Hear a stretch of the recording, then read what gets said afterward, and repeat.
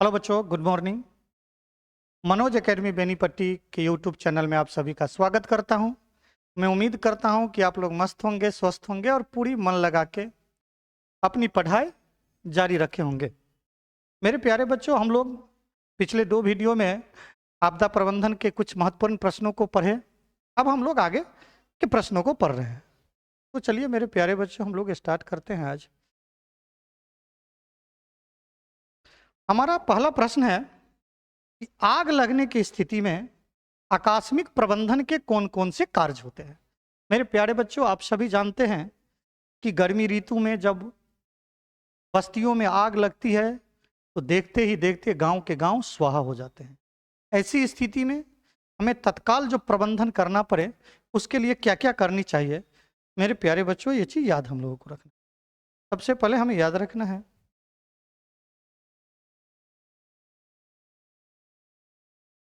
हम लोग जानते हैं गर्मी ऋतु में आग लगने के कारण गांव के गांव क्या हो जाते हैं, स्वाहा हो जाते हैं। ऐसी समय में आकस्मिक प्रबंधन के निम्नलिखित कार्य करना चाहिए। सबसे पहला मेरे प्यारे बच्चों, सबसे पहले आग में फंसे हुए लोगों को बाहर निकालना चाहिए। सबसे पहला कार्य हमें क्या करना है कि आग में फंसे हुए लोगों को बाहर निकालना चाहिए। उसके बाद घायलों को तत्काल प्राथमिक उपचार देकर उसे क्या करना चाहिए, अस्पताल पहुंचाना चाहिए। मेरे प्यारे बच्चों, जब गांव में आग लगती है तो आप जानते हैं चारों ओर हाहाकार मच जाता है। तो हमें सबसे पहले क्या करना चाहिए, सबसे पहला काम हमारा यही होना चाहिए कि आग में जो फंसे हुए लोग हैं या मवेशी हैं उनको किसी तरह उस आग के लपेट से हम लोग बाहर निकालें। उसके बाद उसे तत्काल हमारे तरफ से जो भी प्राथमिक उपचार हो सके, जैसे जले हुए स्थान पर ठंडा पानी डालना, बर्फ से सहलाना, इस प्रकार की जो प्राथमिक उपचार है वो करना चाहिए। और उसके बाद उसे तुरंत, अगर अस्पताल की जरूरी है तो हमें तुरंत अस्पताल पहुंचाना चाहिए। इस समय मेरे प्यारे बच्चों, हमें किसी भी प्रकार का भेदभाव नहीं करनी चाहिए। उसके बाद अब हम क्या, तीसरा कार्य हम क्या करेंगे, आग के फैलाव को रोकेंगे। आग को फैलाव को रोकना चाहिए मेरे बच्चों। तो इसके लिए हम लोग क्या करें, नजदीक में जो पोखर हो, तालाब हो, वहाँ के पानी को हम लोग यूज करें। अग्निशामक दल को हम लोग बुलाएं, हम लोग फायर ब्रिगेड को फोन करें। इसके लिए क्या करना चाहिए, उपलब्ध बालू, तालाब एवं नलकूप के जल का उपयोग करना चाहिए। अग्निशामक दल को बुलाना चाहिए। और अगर आसपास जो झुग्गी झोपड़ी है, आसपास जो झुग्गी झोपड़ी है उसे हमें उखाड़ कर फेंक देना चाहिए, इसलिए ताकि आग के फैलाव ज्यादा दूर तक नहीं बढ़े। तो मेरे प्यारे बच्चों, हम लोगों को आग लगने की स्थिति में आकस्मिक प्रबंधन के ये 3 महत्वपूर्ण कार्य हमें याद रखना है। सबसे पहले कार्य क्या करना है कि आग में फंसे हुए लोगों को आग से बाहर निकालें। दूसरा, उसे प्राथमिक उपचार देकर तुरंत हमें उसे अस्पताल पहुंचानी चाहिए। और तीसरा, हमें आग के फैलाव को रोकना चाहिए। इसके लिए नजदीक के तालाब, नलकूप या पानी के जो जो अन्य स्रोत है जैसे कुआं, उन सभी के जल का उपयोग करना चाहिए। तुरंत हमें अग्निशामक को बुलाने के लिए सूचना उपलब्ध कराना चाहिए। और आसपास अगर जो फूस के मकान हैं, ताकि आग के लपेट उन्हें भी चपेट में न ले, वैसी स्थिति में उस झुग्गी झोपड़ी को फेंक देना चाहिए, ताकि आग के फैलाव ज्यादा से ज्यादा दूरों तक। उम्मीद करता हूं मैं कि आप लोग आग लगने की स्थिति में आकस्मिक प्रबंधन की जो कार्य है, आप देख रहे हैं हम लोग गर्मियों के मौसम में इस तरह की भयावह स्थिति हम लोगों को देखने को मिलता रहता है। तो मैं उम्मीद करता हूं कि आप लोग इस बात को अच्छी तरह से समझ गए होंगे। चलिए मेरे प्यारे बच्चों, अगला क्वेश्चन हमारा क्या है।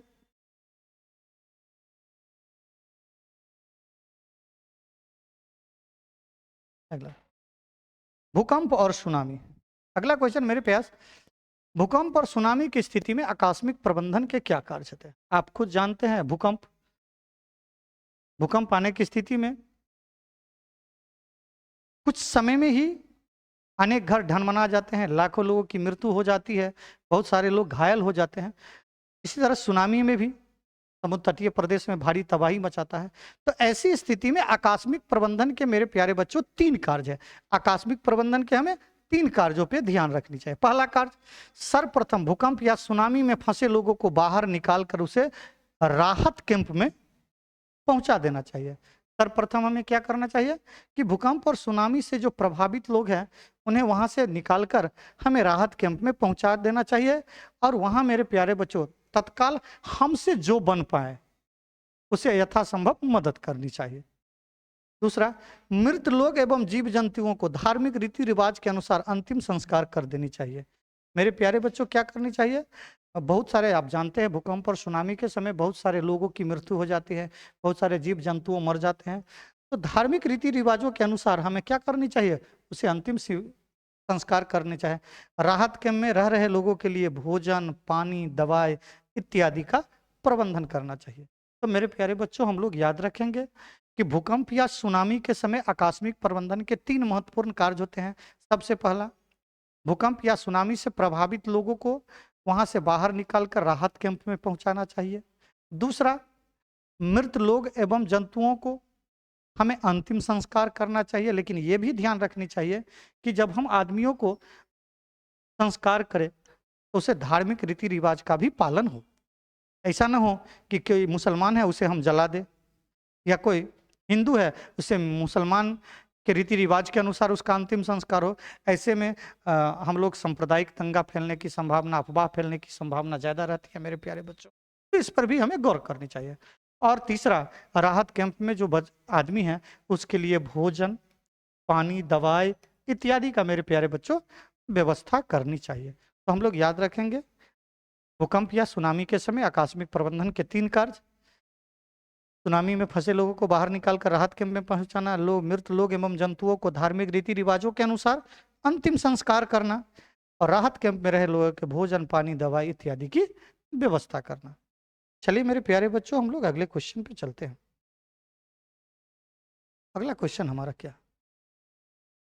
अगला क्वेश्चन है आकस्मिक प्रबंधन में स्थानीय प्रशासन की भूमिका। बहुत ही प्यारा क्वेश्चन है मेरे प्यारे बच्चों। आकस्मिक प्रबंधन में स्थानीय प्रशासन की भूमिका। तो मेरे प्यारे बच्चों, याद रखना है, आकस्मिक प्रबंधन में स्थानीय प्रशासन की महत्वपूर्ण भूमिका होती है।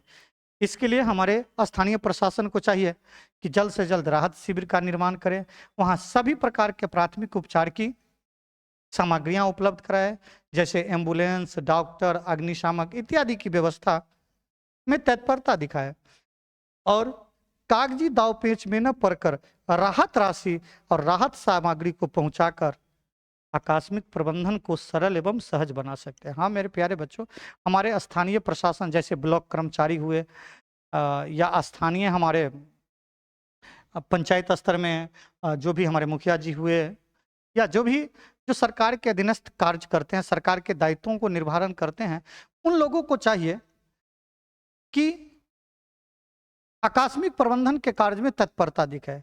इसके लिए क्या करनी चाहिए? जल्द से जल्द राहत शिविर का निर्माण करें, वहाँ सभी प्रकार की प्राथमिक उपचार की व्यवस्था करें, एम्बुलेंस की व्यवस्था करें, वहाँ डॉक्टर की व्यवस्था करें, अग्निशामक की तत्परता रखें, और कागजी दाव पेच में न पड़कर राहत राशि और राहत सामग्री को जल्द से जल्द पहुंचाने का कार्य करें।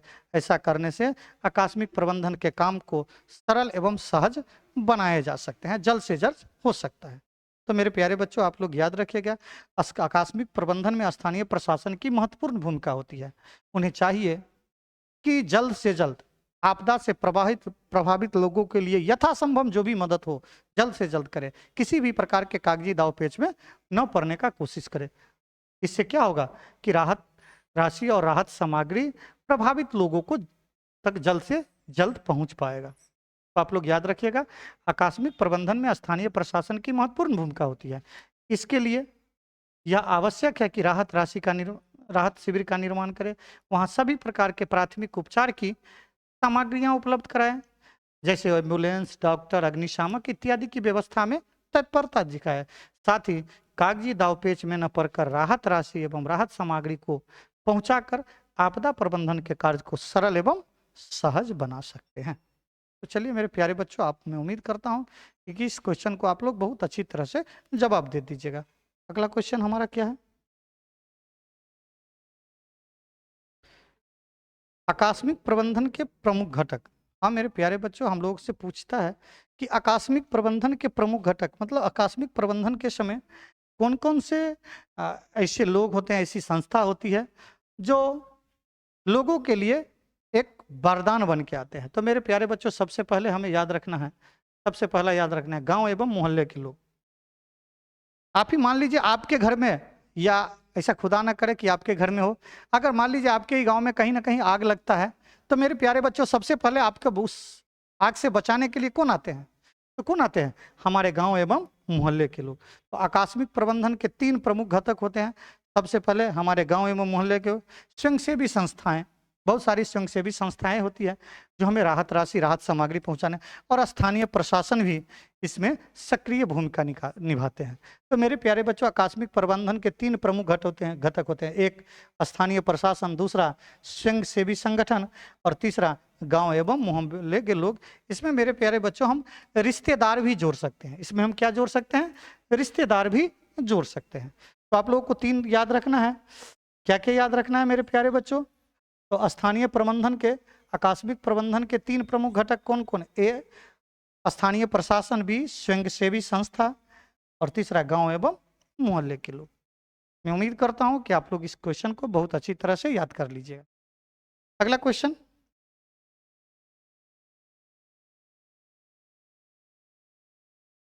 चलिए मेरे प्यारे बच्चों, इन बातों को भी हमें याद रखना होगा क्योंकि बहुत सारे ऑब्जेक्टिव क्वेश्चन हम लोगों को पूछता रहता है। मलबे में दबे हुए लोगों को बचाने के लिए किस कैमरा का उपयोग किया जाता है? तो याद रखना है मेरे प्यारे बच्चों, मलबे में दबे हुए लोगों को पता लगाने के लिए इंफ्रारेड कैमरा का उपयोग किया जाता है। मलबे में दबे हुए लोगों को पता लगाने के लिए किस कैमरा का उपयोग किया जाता है मेरे प्यारे बच्चों? तो हमें याद रखना है कि इंफ्रारेड कैमरा का उपयोग किया जाता है। मेरे प्यारे बच्चों, हमें यह भी याद रखना है कि आग लगने की स्थिति में जले हुए स्थान पर क्या डालना चाहिए? तो याद रखना है ठंडा पानी डालना चाहिए।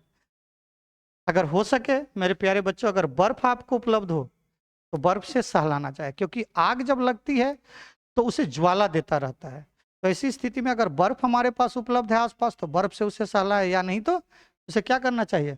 ठंडा पानी डालना चाहिए। हम लोग से पूछा जाता है ऑब्जेक्टिव में कि आग लगने की स्थिति में जले हुए स्थान पर क्या डालना चाहिए? तो हमें याद रखना है मेरे प्यारे बच्चों, ठंडा पानी डालना चाहिए।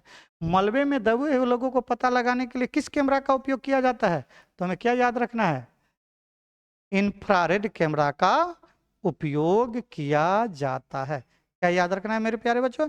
इंफ्रारेड कैमरा का उपयोग किया जाता है। चलिए अगला क्वेश्चन,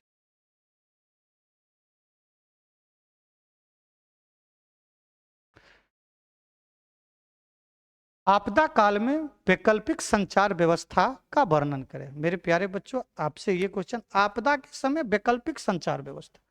आप जानते हैं कि जब आपदा आती है तो चारों ओर तबाही मचाता है। हमारी जो नियमित संचार व्यवस्था रहती है वह तबाह हो जाती है। कहीं कहीं टावर में पानी घुस जाता है, ट्रांसफार्मर खराब हो जाता है, अनेक प्रकार की विपदाएं आती है जिससे हमें काम नहीं करता। तो ऐसी स्थिति में जो विकल्प के तौर पे, बदले के रूप में जिस संचार व्यवस्था का हम उपयोग करते हैं उसे ही वैकल्पिक संचार व्यवस्था कहते हैं। यही मेरे प्यारे बच्चों, किसी भी बड़ी प्राकृतिक आपदा, किसी भी बड़ी प्राकृतिक आपदा या आपदा के दौरान संचार संपर्क पूरी तरह से प्रभावित हो जाता है।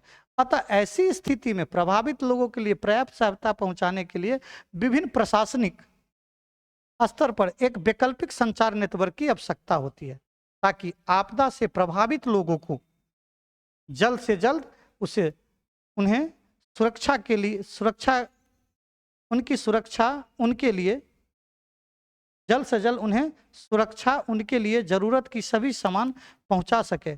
ऐसे समय में हम निम्नलिखित 3 प्रकार के वैकल्पिक संचार व्यवस्था का उपयोग करते हैं। क्या क्या उपयोग करते हैं मेरे प्यारे बच्चों? तो एक में रेडियो संचार, 2 में क्या है? हेम रेडियो, तीसरा संचार उपग्रह। मेरे प्यारे बच्चों, हमें याद रखना है कि प्राकृतिक आपदा या किसी भी प्रकार के आपदा के समय वैकल्पिक संचार व्यवस्था की तरफ हम किस किस का उपयोग करते हैं? रेडियो संचार, हेम रेडियो, संचार उपग्रह। संचार उपग्रह का उपयोग करते हैं, रेडियो संचार इससे सूचना, और हेम रेडियो से मेरे प्यारे बच्चों हम लोग सूचना उपलब्ध कराते रहते हैं। हमें पढ़ना है आगे हेम रेडियो, इन तीनों के बारे में थोड़ा थोड़ा। रेडियो संचार क्या है मेरे प्यारे बच्चों? रेडियो संचार क्या है?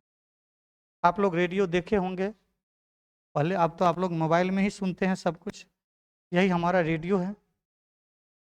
हमें याद रखना है रेडियो संचार, रेडियो तरंग एक इलेक्ट्रोमैग्नेटिक होती है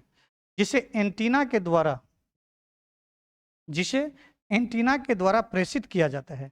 रेडियो तरंगे कुछ खास एवं अत्यधिक कुछ फ्रिक्वेंसी की हो सकती है। रेडियो रिसीवर, इसे मेरे प्यारे बच्चों हम लोग रेडियो रिसीवर कहते हैं। रेडियो रिसीवर को किसी खास फ्रिक्वेंसी पर रखकर हमें खास संकेत प्राप्त हो जाते हैं। आप लोग सुनते होंगे तो 108 मेगाहर्ट्ज, 196 मेगाहर्ट्ज पर ये हेलो मिथिला है, या आप लोग दरभंगा समाचार सुनते होंगे तो उसकी खास फ्रिक्वेंसी होगी। उतना पर जब हम रिसीवर को ले जाते हैं तो बोलता रहता है ये आकाशवाणी का पटना केंद्र है, अब आप समाचार सुनिए। इस तरह की तो खास फ्रिक्वेंसी पर ले जाकर हम वहाँ से रेडियो के मार्फत से अनेक प्रकार की सूचनाएं सुनते रहते हैं। तो हमें याद रखना है रेडियो तरंग क्या होती है, इलेक्ट्रोमैग्नेटिक होती है, जिसे एंटीना के द्वारा एक स्थान से दूसरे स्थान तक प्रेषित किया जाता है। रेडियो तरंगे कुछ अथवा अत्यधिक फ्रिक्वेंसी की, यहाँ मेरे प्यारे बच्चों ये नहीं होगा, कुछ या अत्यधिक फ्रिक्वेंसी की हो सकती है। रेडियो रिसीवर के द्वारा किसी खास फ्रिक्वेंसी पर रखकर हम खास स्टेशन से समाचार हम लोग सुनते रहते हैं। तो आप लोग समझ गए होंगे रेडियो के बारे में। अगला क्वेश्चन, हेम रेडियो क्या है?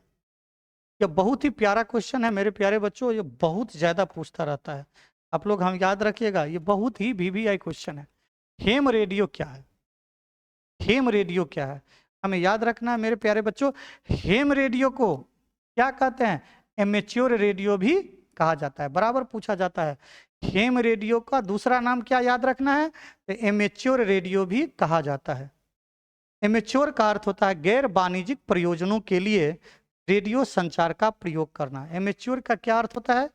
तो एमेच्योर का अर्थ होता है गैर वाणिज्यिक प्रयोजनों के लिए रेडियो संचार का प्रयोग करना। इसके लिए मेरे प्यारे बच्चों ज़्यादा बिजली की ज़रूरत नहीं होती है, बहुत कम बिजली की ज़रूरी होती है, जिसे हम जनरेटर अथवा बैटरी से भी आसानी से पूर्ति कर सकते हैं। बड़ी प्राकृतिक आपदा के समय मेरे प्यारे बच्चों, बड़ी प्राकृतिक आपदा के समय जब सब नेटवर्क काम नहीं करता रहता है, जब सारा ध्वस्त हो जाता है, तो मेरे प्यारे बच्चों इसी हेम रेडियो का प्रयोग किया जाता है। बड़ी प्राकृतिक आपदा के समय हेम रेडियो सफलतापूर्वक कार्य करता है। यह वैकल्पिक संचार माध्यमों का सबसे अधिक प्रभावशाली माना गया। जितना भी वैकल्पिक संचार माध्यम है उसमें सबसे ज्यादा प्रयोग में आने वाला और सबसे ज्यादा प्रभावशाली कौन है मेरे प्यारे बच्चों?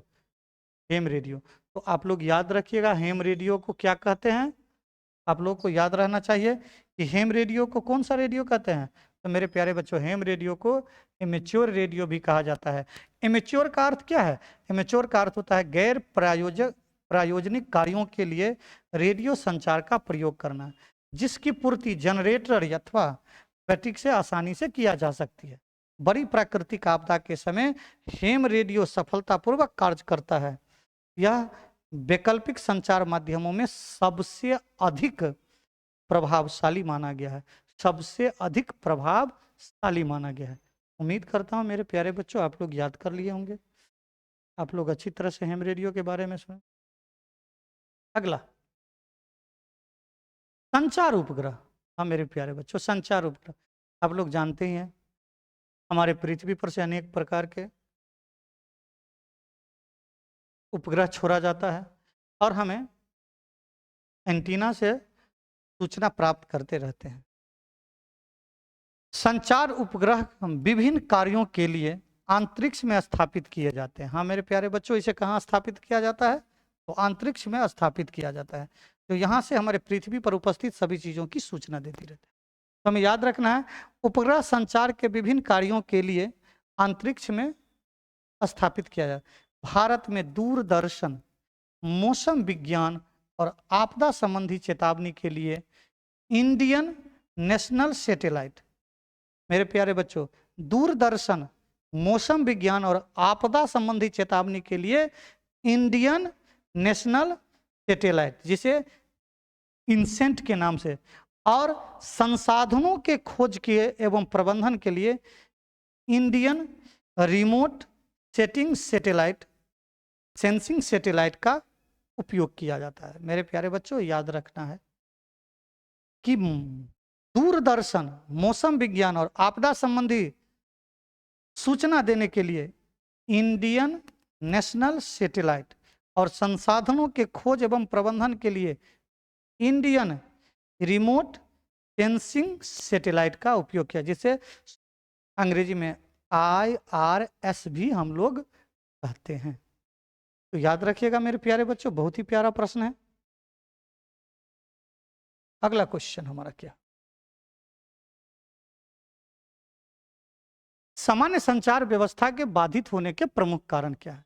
मेरे प्यारे बच्चे, आपदा के समय सामान्य संचार व्यवस्था के बाधित होने के प्रमुख कारण क्या क्या है? तो हमें याद रखना है, सामान्य संचार व्यवस्था के बाधित होने के प्रमुख ये 4 कारण हैं। कितने कारण हैं मेरे प्यारे बच्चों? ये 4 कारण हैं। पहला, केबल का टूट जाना। हाँ मेरे प्यारे बच्चों, कहीं कहीं जो तार बिछी होती है वो टूट जाती है, ध्वस्त हो जाता है, जिससे संपर्क टूट जाती है। बिजली आपूर्ति बाधित होना। हाँ मेरे प्यारे बच्चों, बाढ़ के समय देखे होंगे कहीं कहीं पोल ऊपर जाता है, पावर हाउस में ही अगर पानी चला जाता है, वहाँ की मशीनें खराब हो जाती है, जिस कारण बिजली की आपूर्ति बाधित हो जाती है। संचार यंत्र का क्षतिग्रस्त हो जाना, ट्रांसमिशन टावर का क्षतिग्रस्त होना। तो मेरे प्यारे बच्चों, हमें याद रखना है कि सामान्य संचार व्यवस्था के बाधित होने का प्रमुख कारण, पहला केबल का टूट जाना, दूसरा बिजली आपूर्ति का बाधित होना, तीसरा संचार यंत्र का क्षतिग्रस्त हो जाना तथा ट्रांसमिशन टावर का क्षतिग्रस्त हो जाना। क्या क्या याद रखना है मेरे प्यारे बच्चों? पहला केबल का टूट जाना, दूसरा बिजली आपूर्ति का बाधित होना, चौथा मेरे प्यारे बच्चों संचार यंत्र का क्षतिग्रस्त हो जाना, और चौथा ट्रांसमिशन टावर का संचार यंत्र का क्षतिग्रस्त होना, और चौथा ट्रांसमिशन टावर का क्षतिग्रस्त हो जाना। याद रखिएगा मेरे प्यारे बच्चों। अगला क्वेश्चन हमारा क्या है? आओ मेरे प्यारे बच्चों, कुछ और बातों को जाने। संचार का सबसे लोकप्रिय साधन, आपके ऑब्जेक्टिव PVI ऑब्जेक्टिव है मेरे प्यारे। संचार का सबसे लोकप्रिय साधन सार्वजनिक टेलीफोन। सार्वजनिक, ये गलत लिखा हुआ है, टेलीफोन। मेरे प्यारे बच्चों याद रखिएगा, संचार का सबसे लोकप्रिय साधन क्या है? तो सार्वजनिक टेलीफोन। ज़्यादातर बच्चों मोबाइल लिखते रहते हैं, लेकिन मेरे प्यारे बच्चों हमारे पाठ्य पुस्तक में संचार का सबसे लोकप्रिय साधन दिया हुआ है सार्वजनिक टेलीफोन। बिहार में 2 अगस्त 1908 को जब नेपाल के कुशवाहा स्थान पर कोसी नदी का बांध टूटा गया था, तो उत्तरी बिहार में भयंकर तबाही मचा था। मेरे प्यारे बच्चों, हमें याद रखना है कि सबसे ज्यादा तबाही बिहार में कौन नदी मचाती है बाढ़ के समय? तो कोसी नदी। कोसी नदी का बांध 2008 में कहाँ टूटा, किस स्थान पर? तो कुशवाहा स्थान पर टूटा हुआ था, और उत्तरी बिहार में मेरे प्यारे बच्चों भारी तबाही मची हुई थी। बाढ़ के कारण मेरे प्यारे बच्चों उत्तरी बिहार में भारी तबाही मची हुई। अगला क्वेश्चन बहुत ही प्यारा क्वेश्चन और बहुत ज्यादा पूछता रहता है हमारे एग्जाम में, कि सुखाड़ में मिट्टी की नमी बनाए रखने के लिए हमें क्या करना चाहिए? मेरे प्यारे बच्चों, सूखे से प्रभावित क्षेत्रों में मिट्टी की नमी बनाए रखने के लिए क्या करना चाहिए? तो देखिए मेरे प्यारे बच्चों, केवल 2 काम करनी चाहिए। अगर हम पहले तो ये जो घास का ये जो आवरण है, घास का जो ये आवरण है, इसे मेरे प्यारे बच्चों रहने देना चाहिए, हमें नहीं छीलना चाहिए। अगर छीलेंगे तो धूप इस पे पड़ेगा और जल्द से जल्द जो है मिट्टी की नमी उड़ जाएगी। अगर मेरे प्यारे बच्चों अगर इसको छीलना ही पड़े तो हमें गहरी जुताई करना चाहिए। कैसी जुताई करना चाहिए? गहरी जुताई करना चाहिए, ताकि ऊपर के मिट्टी नमी जो है या नमी जो है वो नीचे पलट के झपा जाए।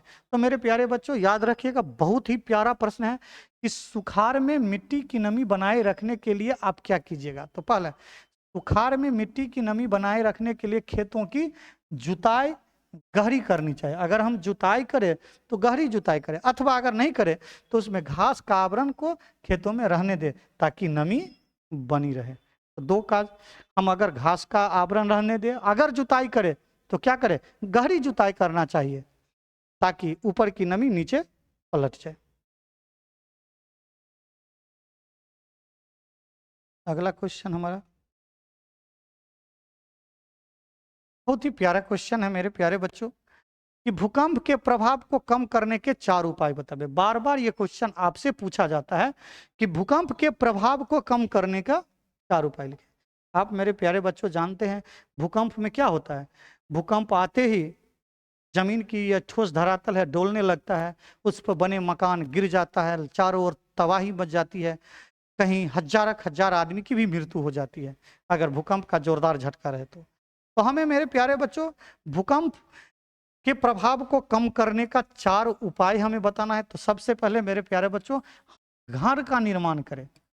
हमेशा ये याद रखें, जब भवन का निर्माण करे तो उसकी आकृति मेरे प्यारे बच्चों कैसा होनी चाहिए? भवन का निर्माण करे आयताकार करना चाहिए, आयताकार मकान बनाना चाहिए। आयताकार मकान से भवन की झटका उसमें कम होती है।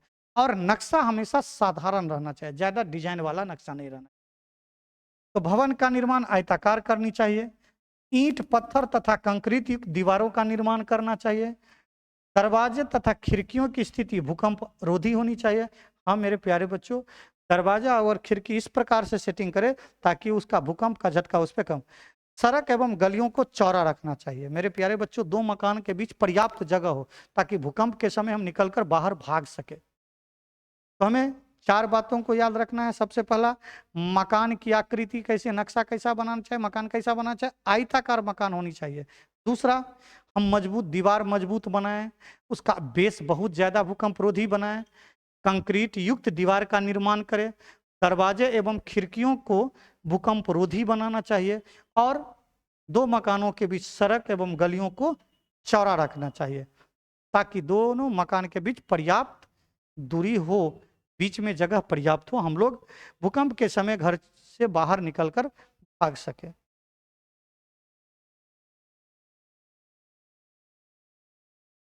अगला क्वेश्चन हमारा क्या है कि सुनामी क्षेत्र में गृह निर्माण में अपना विचार। हाँ मेरे प्यारे बच्चों, सुनामी क्षेत्र में, तो सुनामी प्रभावित क्षेत्र में आप जानते हैं कि समुद्र की लहर तटीय प्रदेश में भारी तबाही मचाता है।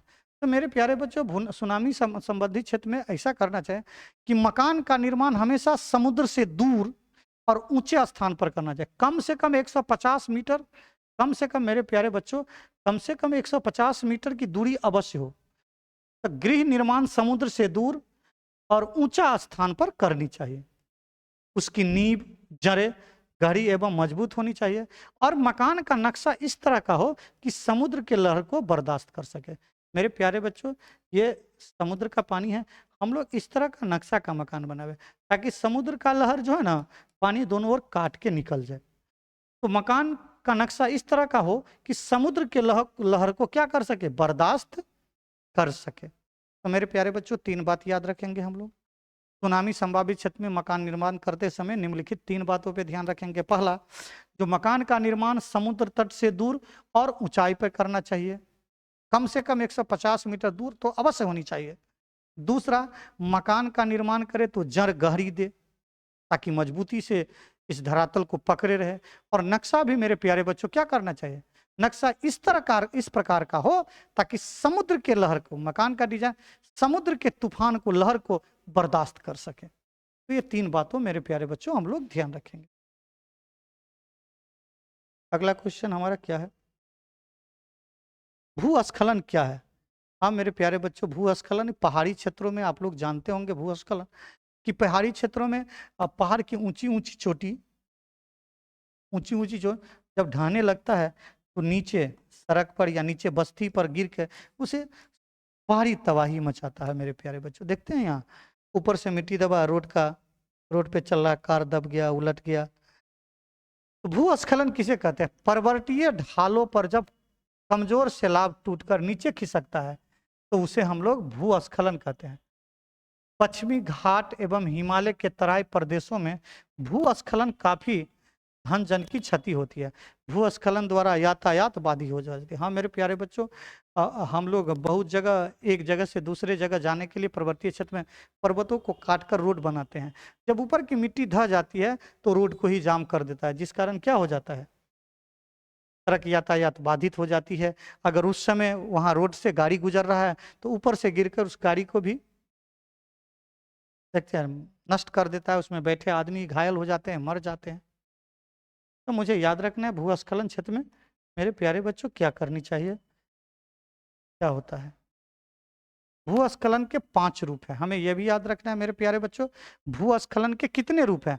तो हमें याद रखना है भूस्खलन के 5 रूप। पहला, बारिश बारिश के पानी के स्थान साथ मिट्टी एवं कचरे को नीचे आना, कंकर पत्थरों को खिसकना, कंकर पत्थर का गिरना, चट्टानों के खिसकना और चट्टानों का गिरना। याद रहेगा ना मेरे प्यारे बच्चों, हमें यह भी याद रखना है। 1954 ईस्वी में भारत सरकार ने बाढ़ नियंत्रण के लिए 3 आयाम निर्धारित किए। 1954 ईस्वी में भारत सरकार ने कौन कौन, पहला तत्काल मतलब त्वरित, अल्पकालीन मतलब कुछ दिनों के लिए, और दीर्घकालीन मतलब ज्यादा दिनों के लिए। मेरे प्यारे बच्चों, हमें यह भी याद रखना है कृषि सुखाड़ कितने प्रकार के होते हैं। तो हमें याद रखना है कृषि सुखाड़ 3 प्रकार के होते हैं। पहला सामान्य सुखाड़, कृषि सुखाड़ और मौसमी सुखाड़। सुखाड़ कितने प्रकार के होते हैं मेरे प्यारे बच्चों, तो 3 प्रकार के। क्या क्या, सामान्य सुखाड़, सूखाग्रस्त क्षेत्रों में हमें किस प्रकार की खेती ज्यादातर करनी चाहिए। तो सूखाग्रस्त क्षेत्रों में उस प्रकार की कृषि करना चाहिए जहां नमी की मात्रा कम हो, माने पानी कम लगे। जैसे मशरूम की खेती करना चाहिए, औषधीय पौधों लगाना चाहिए, नागफनी, ज्वार, बाजरा आदि वैसे क्षेत्रों में मेरे प्यारे बच्चों लगाना चाहिए। तो मेरे प्यारे बच्चों, आज हम लोग का आपदा प्रबंधन चैप्टर समाप्त हो गया होगा। मैं उम्मीद करता हूं कि आप लोग पूरी मन लगा के इस वीडियो को देखे हैं। अब हम लोग अगले दिन इस चैप्टर से पूछने वाले सभी ऑब्जेक्टिव प्रश्नों को पढ़ेंगे। तब तक के लिए धन्यवाद। जय हिंद।